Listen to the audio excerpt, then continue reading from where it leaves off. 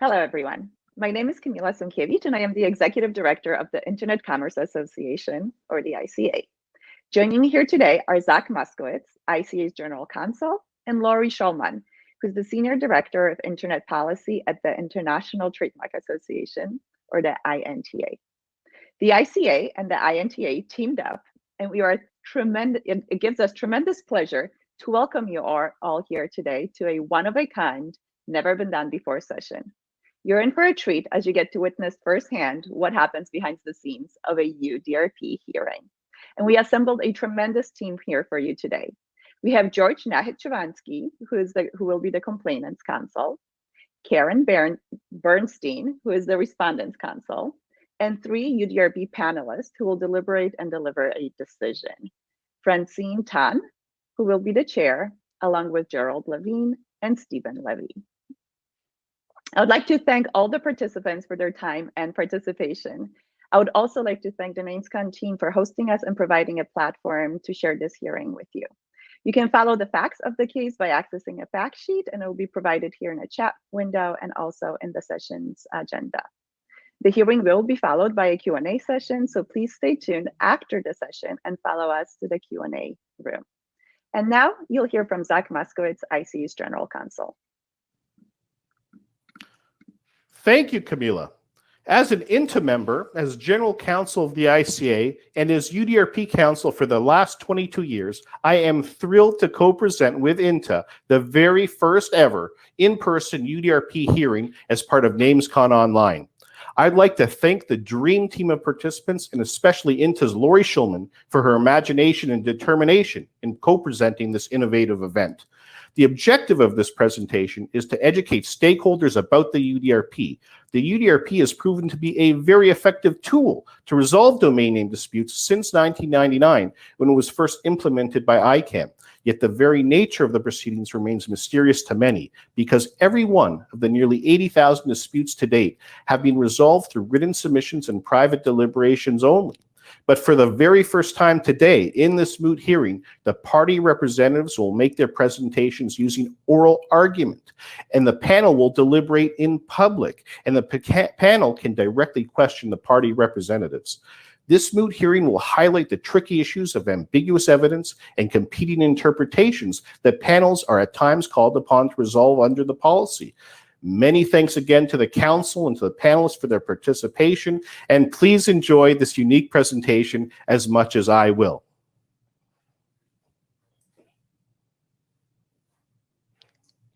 And now Laurie Schulman, the Senior Director of Internet Policy at INTA.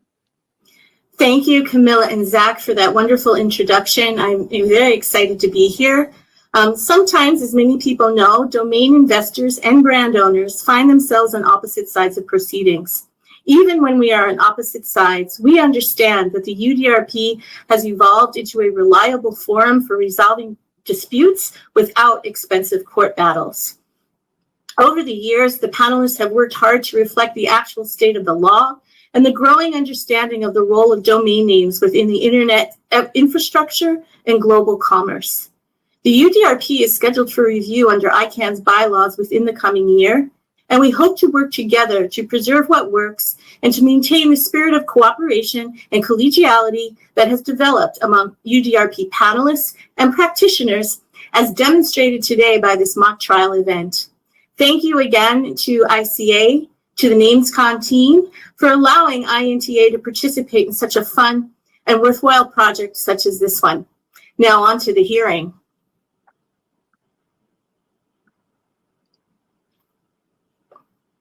And we are now going to go live to the first virtual UDRP hearing, where Francine Tan will call the hearing to order.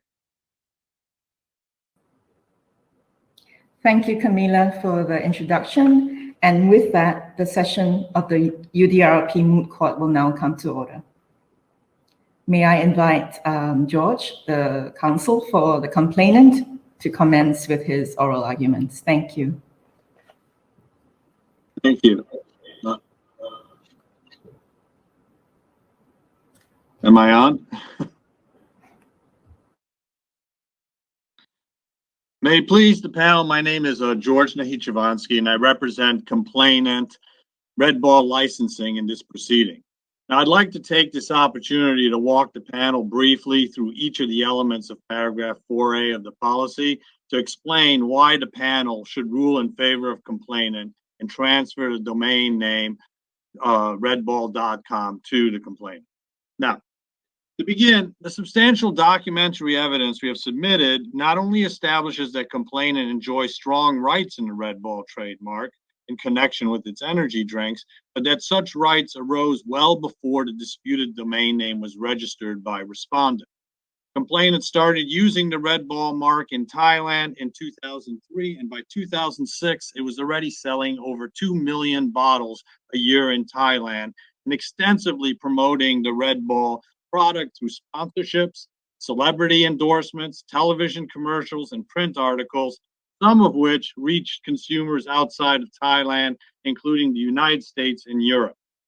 Then in 2007, it was publicly announced that complainant had a manufacturing and distribution deal with companies in Atlanta and Vienna for the distribution of Red Ball energy drinks in the US and Europe. And by the end of the first 6 months of 2010, complainant had already sold 300,000 bottles of Red Ball in the United States. And by November 1, 2010, Red Ball was being sold throughout the United States and Europe.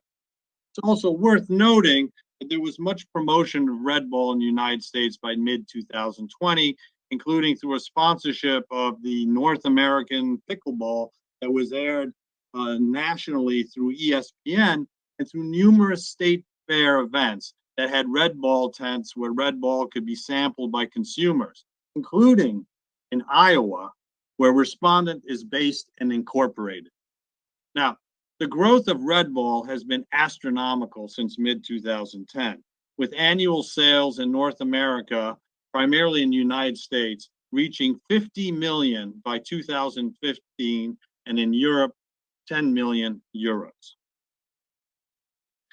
Worldwide, currently, annual worldwide sales of Red Ball stand at $600 million a year, and to date, there's been over $30 million spent on marketing, advertising, and sponsorships for Red Ball since 2003.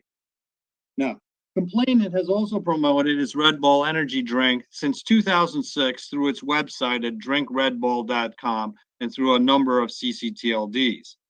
And importantly, complainant owns multiple trademark registrations for Red Ball, including in Thailand, which issued the registration in 2007, and in the United States, which although issued in 2011, was filed in February 2010 with a first use date of February 3, 2010.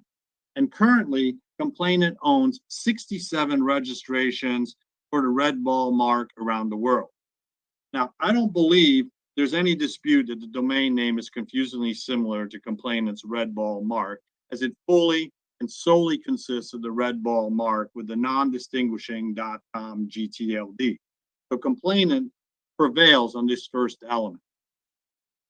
With respect to the second element, respondent cannot establish that it has rights or legitimate interests in the redball.com domain name.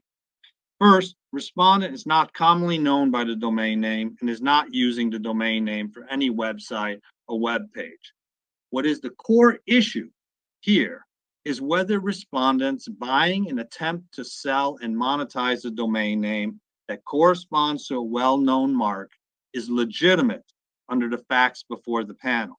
Now, just to be clear, complainant's not contesting that respondent might have a legitimate business in buying and selling domain names based on common terms, but that is not what is at issue here, although respondent will likely claim otherwise.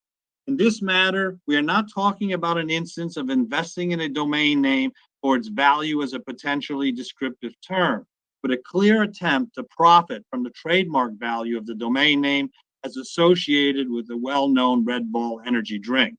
The substantial evidence, which I've already gone through, shows that Red Ball was already a well-known energy drink with an astronomical growth trajectory when respondent acquired the domain name in December 2010.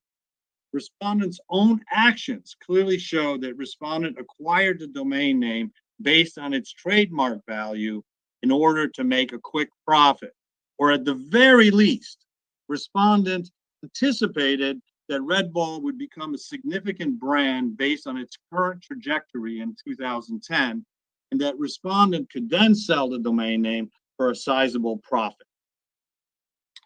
Respondent bought the domain name for $80,000, which is significant, as the amount is almost as high as any other domain name ever sold by Respondent.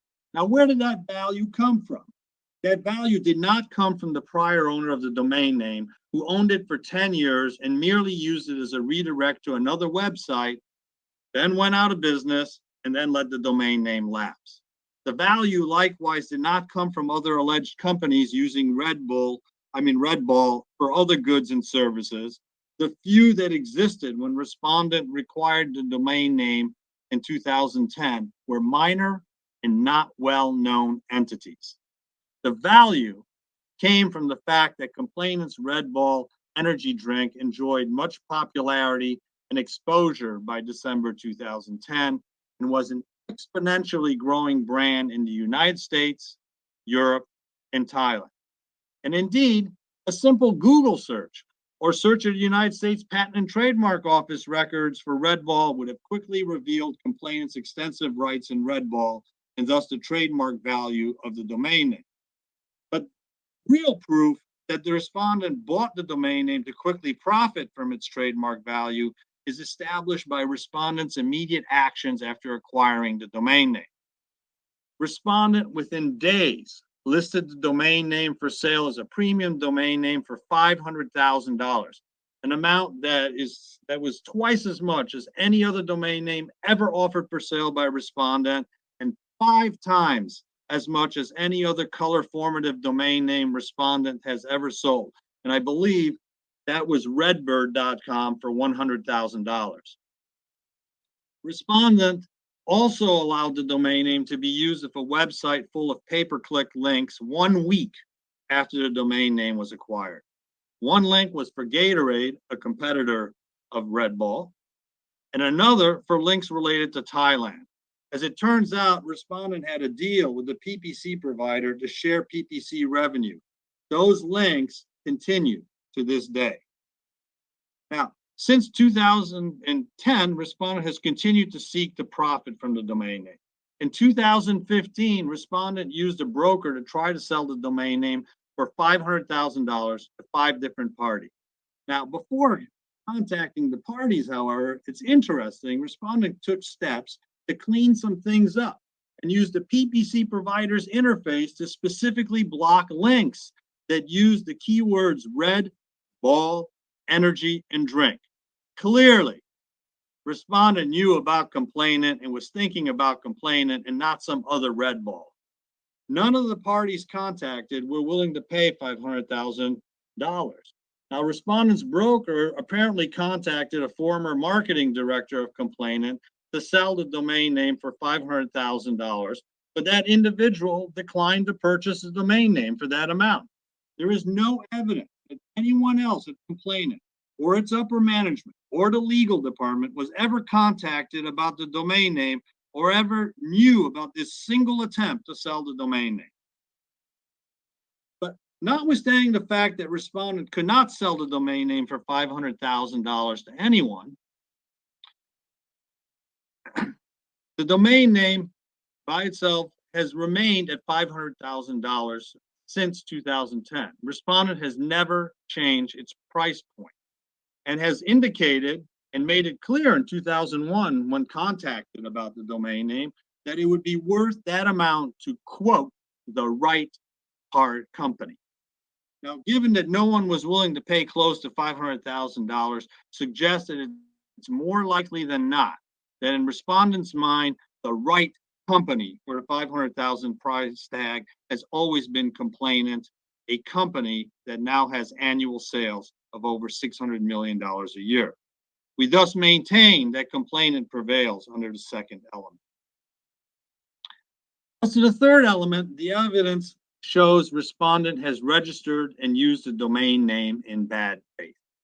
As already discussed, complainant had established rights and reputation in the Red Ball trademark well before Respondent acquired the domain name in December 2010.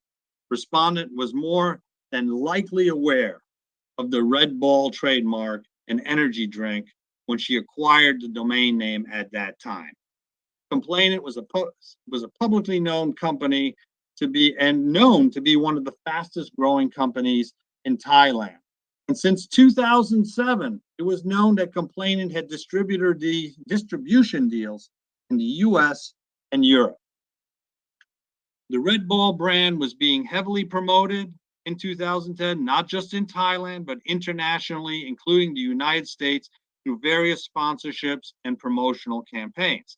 And in the United States specifically, the Red Ball energy drink was being sold in the US since February 2010, and it was being substantially promoted by mid-2010 nationally. Indeed, there were promotions in the very state in which respondent is located and incorporated in, namely Iowa. At the very least, this is a case of willful blindness. As a simple search on Google or the USPTO records, or even the WIPO global brand database that respondent appears to be familiar with, would have shown complainant's existing rights in Red Ball. The fact that respondent jumped on the domain name for $80,000 and within days offered it for sale for $500,000 suggests that respondent was fully aware of its value, not based on a so-called common word meaning or combination, but on account of its trademark value as associated with complainant's Red Ball trademark. At the very least, respondent's immediate $500,000 pricing shows it anticipated the substantial growth of the Red Ball brand and seized upon that in the hopes that complainant would eventually want the domain name and pay a large premium for it, which would explain why the price has always remained at $500,000 from day one. Attempts to claim otherwise by respondent will ring hollow. The fact that there may be other uses of Red Ball in expressions or for other goods and services does not detract from the point that the value of the redball.com domain name is associated with its trademark value. At all relevant times, complainant's Red Ball has been the most well-known product using Red Ball. These other entities and uses are small, not well-known, post-date in most instances the acquisition of the domain name by respondent, and certainly do not drive the value of the domain name to $500,000. Indeed, in 2021, respondent responded to an inquiry that the price of the domain name was $500,000 and made clear that it would be worth it to the right company.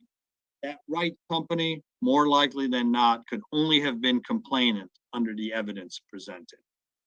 Lastly, respondent's bad faith is further established by its continued efforts to try and exploit the trademark value of the Red Ball mark that is associated with a domain name through PPC links. And what is interesting is that respondent continues to do so despite receiving a demand letter from complainant's counsel, which respondent has never responded to. In sum, for all of the foregoing reasons, complainant believes it is entitled to the relief it has requested. Thank you. Thank you, George, for that presentation. And may I now invite Karen to present arguments for the respondent. Thank you, Karen. Thank you.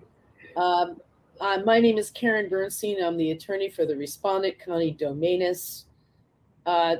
Respondent concedes that the domain name is confusingly similar and that complainant has standing to bring this UDRP.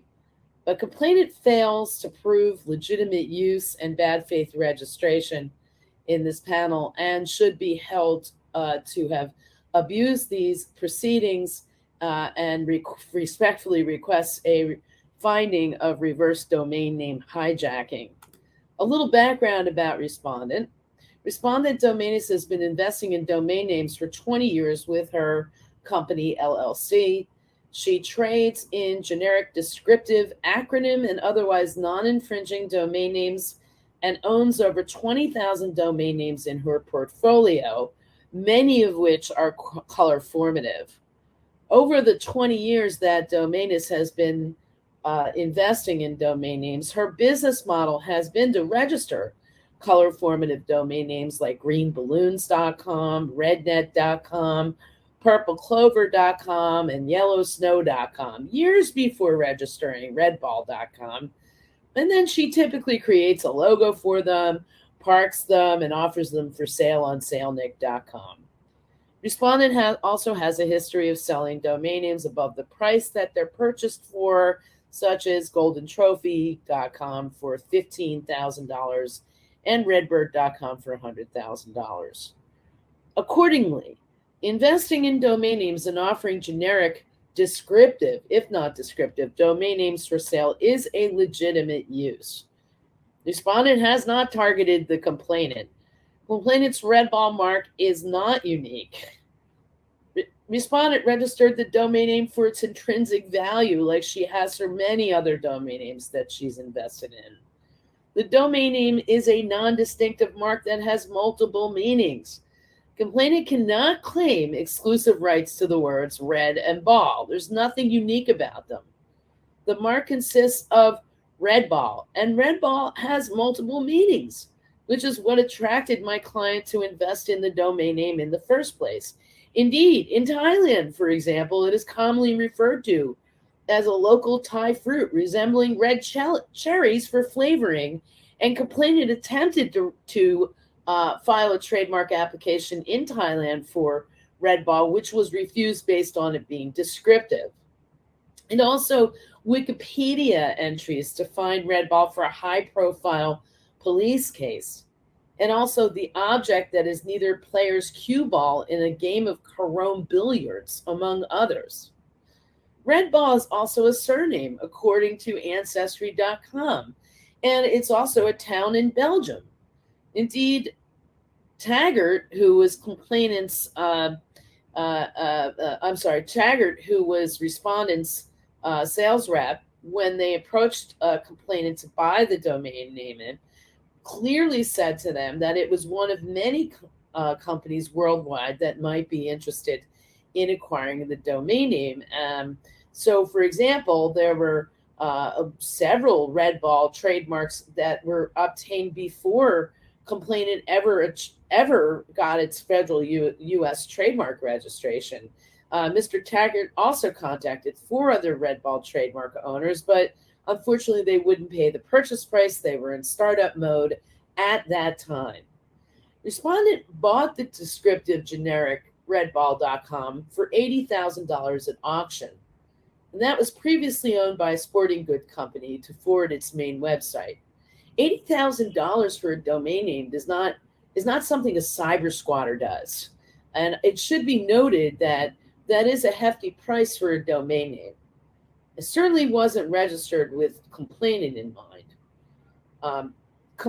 Respondent bought the domain name as she did as her usual business practice, and the $500,000 asking price was tied to the domain name's inherent descriptive value, based on the fact that there are so many other people or companies that own red ball trademarks. Certainly not targeting complainant, especially when she wrote back that the price for the domain name is $500,000 because it's worth it a lot more money, more than $5,000 to the right company.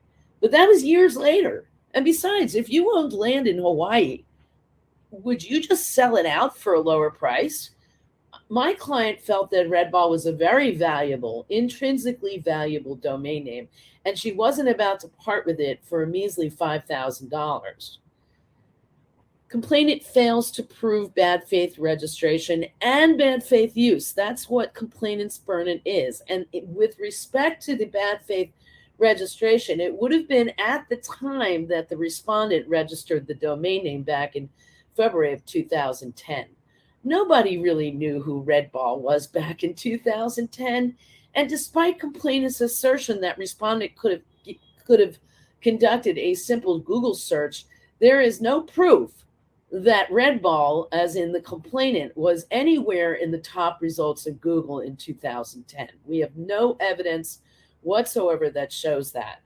I also want to point out that Complainant contends that there were celebrity endorsements of the brand, but there's no evidence that was put in about this. And I want to also say that a lot of the so-called evidence that complainant put in did not include unsolicited media attention. There are no articles in Sports Illustrated or any major media about their brand at that time, 11 years ago, 11 plus years ago. It was a long time ago. Let me also say that complainant claims that they sold 300,000 bottles of Red Bull in the first 6 months of 2010, and somehow that's supposed to be significant, which it's not, because at the time in 2010, according to the US Census, there were over 300 million people who lived at that time in the United States. So if you do the math, 300,000 bottles is a measly 0.1% market penetration. And I don't think that that rises to the level of notoriety to show that somehow respondent knew about complainant. Let me also say that the ESPN broadcast of the pickleball event does not prove anything. Number one, pickleball wasn't even, maybe it was gaining some momentum at the time, but according to pickleguide.net, pickleball, the first national pickleball championship, was held in 2009. And even if it was on ESPN and complainant was the title sponsor, it's not specific to the broadcast itself. We don't see complainant submitting any Nielsen ratings for that broadcast. And let me just add that the respondent doesn't own a television. So how the respondent would have known about complainant based on an ESPN broadcast for some emerging sport is beyond me. Let me just know that when complainant fails to prove the bad faith registration and bad faith use, it knew when it brought this complaint to this tribunal that it didn't have any evidence to support the notoriety of the Red Bull brand at the time that the respondent registered the domain name. The sales data and the advertising spans many years.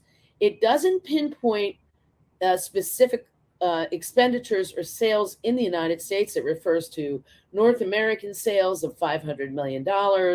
It cites all sorts of numbers, all of which occurred after 2010, after the respondent registered the domain name. So their sales data belies the fact that they brought this domain complaint, this UDRP, in bad faith.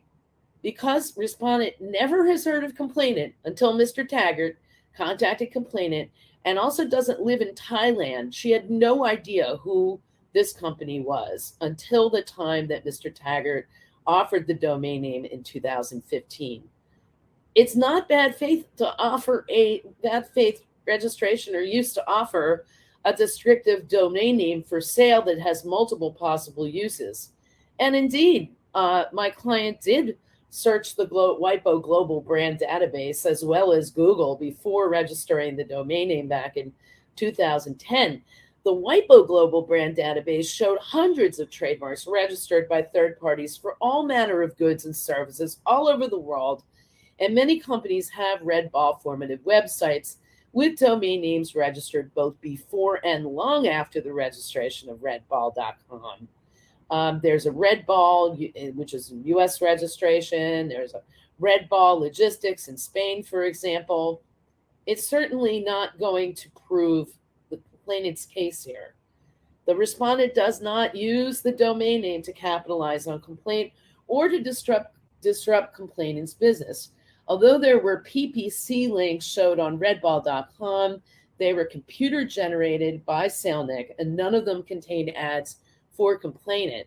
One ad for Gatorade is not enough to say that the PPC links were specifically targeting complainant and trying to drive traffic away from their website. The complainant, it is pure and simple that the complainant abused these administrative proceedings. The complainant inquiring about Red Bull back in 2021, just recently, and then not liking the asking price is only to go to a UDRP was a Plan B move that rises to the level of reverse domain hijacking in general. Complainant knew it shouldn't have brought this UDRP. It must have also known about the other companies using the term red ball before it did. Specifically, complainant must have visited redball.com back in 2006 and knew that it couldn't get the domain name because of the sporting goods company and instead settled for drinkredball.com, which was long before complainant started entering into manufacturing agreements in Atlanta and Vienna, and certainly by the time it first started selling its drinks in the US in or around February 2010, which I might add, 25 states with a tent at a fair is not the entire country. And besides, my client didn't even go to the Iowa Fair, so that's very thin evidence from complainant's point of view. Complainant also knew about respondent by 2015 and did absolutely nothing. This is a case of laches. It has been 11 years, and complainant knew about the redball.com for at least 6 years, if not longer, based on the 2006 registration of Drink Red Ball, and did absolutely nothing.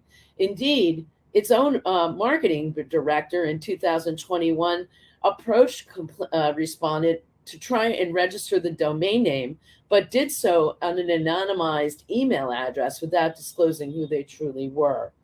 And this was the Plan B move. So, in sum, respondent respectfully requests that the domain name redball.com remain with it, and that this panel rules that the complainant abused these administrative proceedings. Thank you. Thank you, Karen, for that presentation. And now the floor is back to you, George, for rebuttal arguments. Thank you. So I want to briefly state a couple of, first of all, respondent is playing fast and loose with the facts. The first thing is that the domain name was acquired by respondent in December 2010, not in February 2010, as was stated. So if you go back again on the timeline, there's a lot of evidence that respondent says, oh, this, we didn't put in this, we didn't put in that. There's no proof that somebody saw it. She doesn't have a television set. These are all pretextual arguments that have been put together to basically mask the fact that respondent clearly knew about the Red Ball energy drink product, which not only was extremely popular in Thailand and had been promoted extensively there and through in-flight magazines and other sources, but was promoted in the United States. And there were announcements about big distribution deals for Red Ball in the US and in Europe. And in fact, there were 300,000 bottles that were sold. And the standard is not, whether or not the mark has risen to whatever level that complainant respondent wants to assert, but did we have trademark rights in it? And absolutely we did. And it was an exponentially growing brand. And it was a known brand in 2010 when respondent registered the domain name.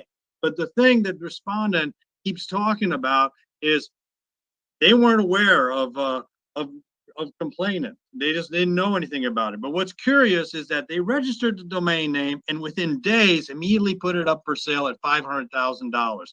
And if you look at that time frame, what was there, you see that there are some minor uses of Red Ball. There were not hundreds of trademark registrations that existed in 2010. In fact, if you were to look at it today, there are only dozens.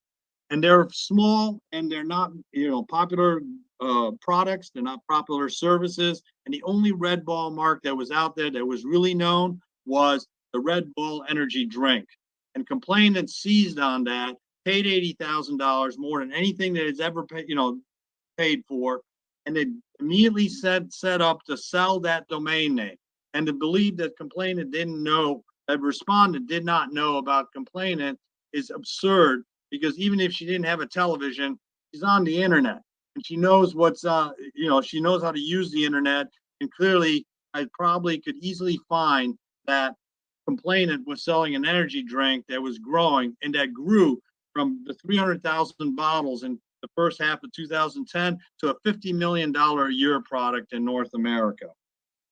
So in all, I think that you can look at these facts and you can see that there has been specific targeting of complainant from day one. And In fact, it goes beyond just selling for $500,000 or trying to sell it for that amount, but using it for pay-per-clicks that they clearly knew were related to complainant. And lastly, with regard to this claim of reverse domain name hijacking, we do not believe this is warranted because we believe that complainant prevails in this matter. Thank you. Thank you, George. And Karen, the rebuttal arguments from your side. Thank you. I apologize about misstating that the domain name was registered in February of 2010, when indeed it was registered later, but that's of no import. First of all, Thailand is not the United States.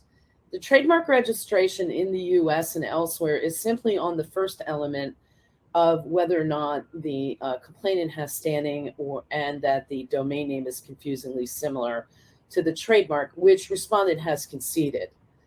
The trademark rights that complainant points to, and trademarks are generally country by country when you're talking about the bad faith registration issue, is where is respondent located?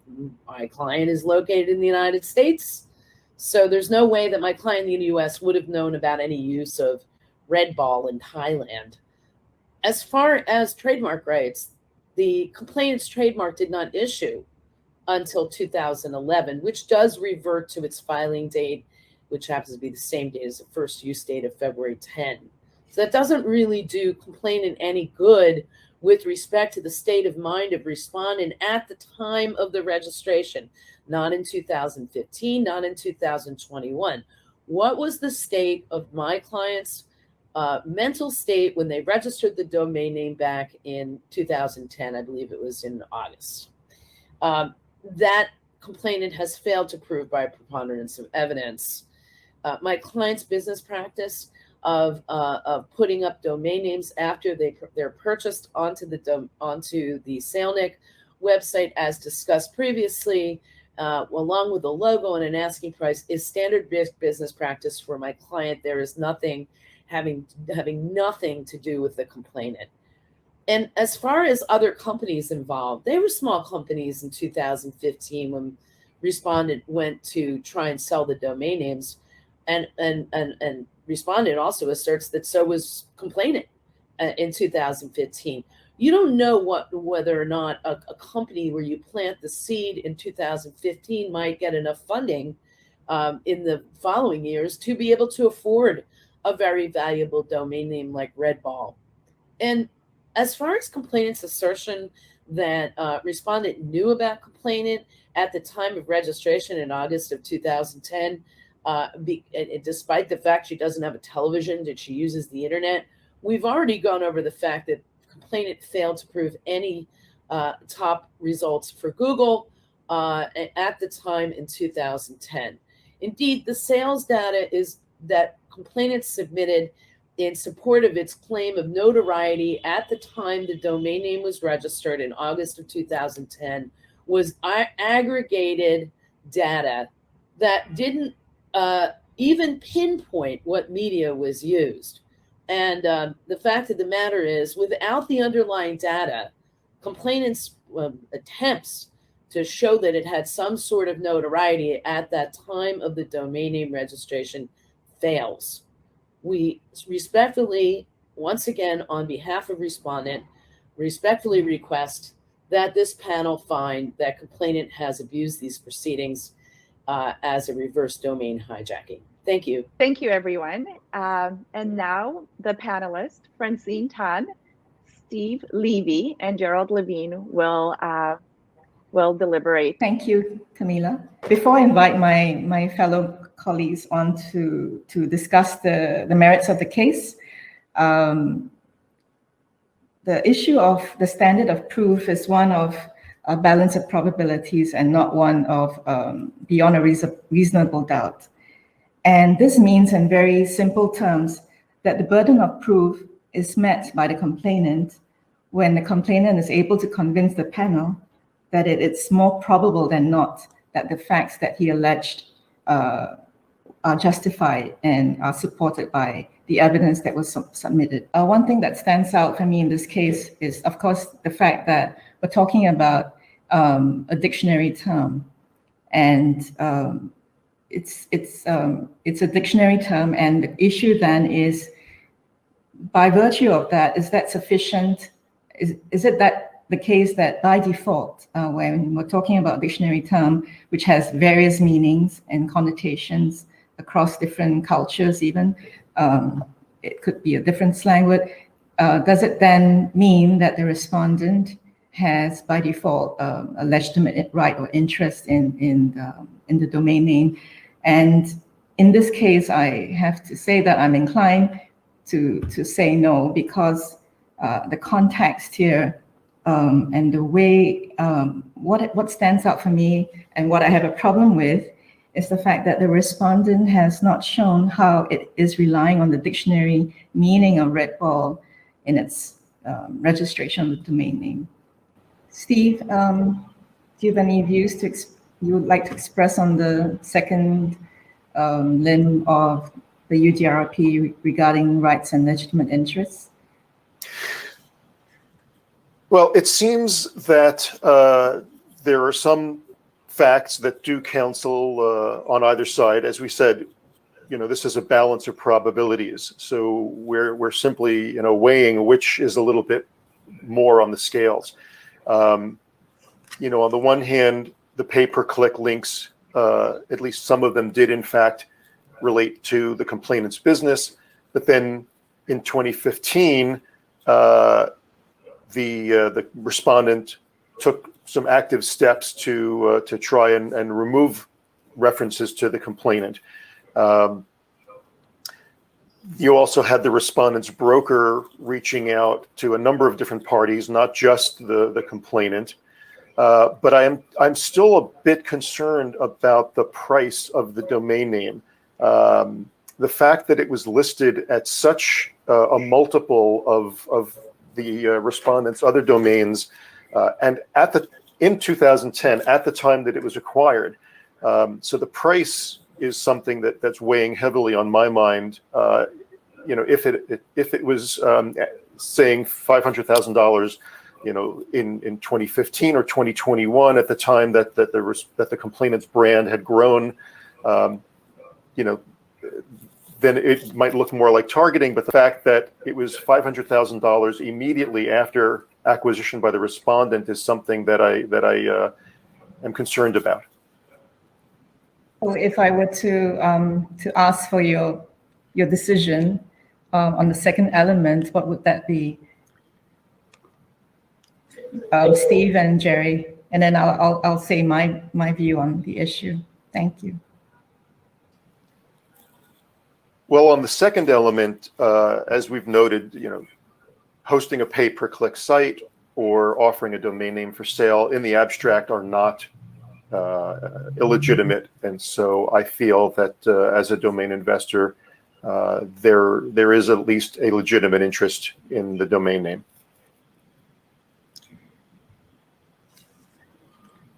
And Jerry? Okay. So I have two senses in terms of how to proceed on this. First of all, given the totality of the evidence, I would agree with Steve that there is that the respondent has successfully rebutted the complainant's contention that it lacks rights or legitimate interests. This always depends on what the motivation is, and the complainant has really based its argument on a rising reputation, and yet that reputation is limited to in essence, to a niche market. It's not as though it hasn't risen, at least in 2010. It hasn't risen to the point where when you say Red Ball, you immediately think of Pepsi or Coke. It's not in that league. It may be in that league today, but it wasn't in that league in 2010.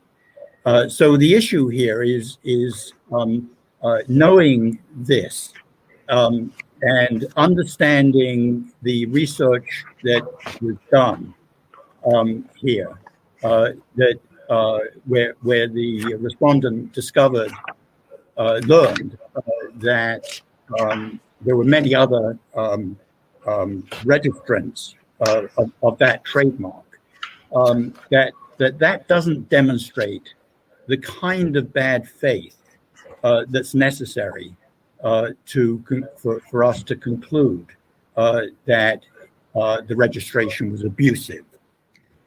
So I think on the third element that the complainant has not demonstrated that respondent either registered or is using the domain name in bad faith. Back to you, Francine. Thank you. I'm going to keep my my comments really short. I mean, my view is on a balance. I'm inclined to find that the registration was made in bad faith and used in bad faith.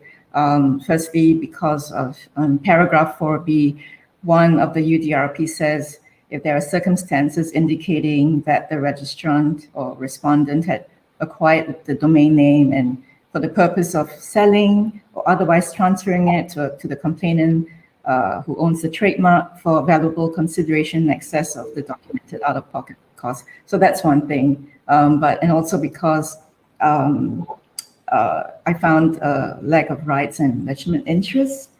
And lastly, it's just a combination of factors, the timing and circumstances of the registration of the domain name and the high price, the very extraordinarily high price, which was put on this domain name, which suggests to me that the seasoned domainer understood the trademark value of red ball, even though red ball per se is a combination of two very ordinary words, but there was extreme value in this, just like apple is a very ordinary word, but has a lot of value to that. So that's my comment. So thank you everyone for that very interesting discussion, and the panel's decision will be presented in a live Q&A, and I therefore now call the hearing to a close. Thank you.